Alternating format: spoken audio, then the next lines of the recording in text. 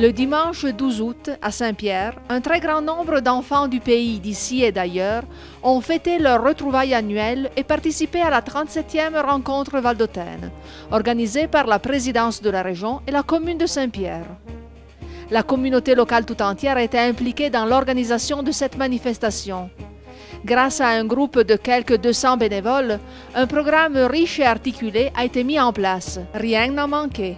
La messe, les discours, le repas, des concerts, des animations et un voyage dans le temps au château Sarriot de la Tour.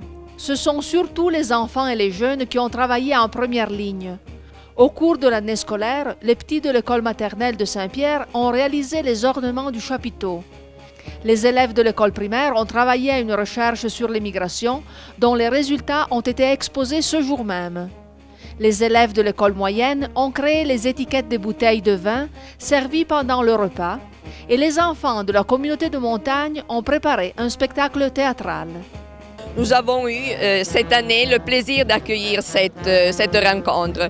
C'est une chose que nous émue, que nous rend très heureux et que nous sommes très contents de recevoir les émigrés chez nous. L'émotion n'a toutefois pas fait oublier le grave moment de crise que traverse notre pays.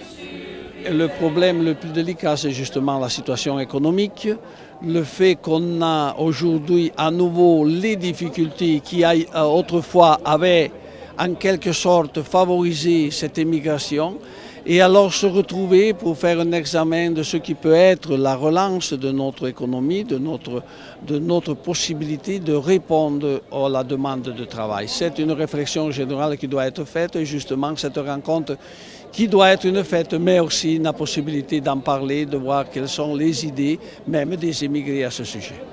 Mais, comme le président Rollandin l'a dit, la rencontre est avant tout une journée de fête.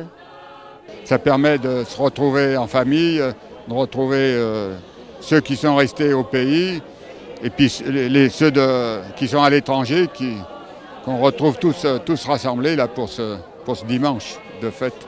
Je crois que c'est une richesse pour la vallée d'Aoste d'avoir la possibilité de rencontrer un peu tout le monde.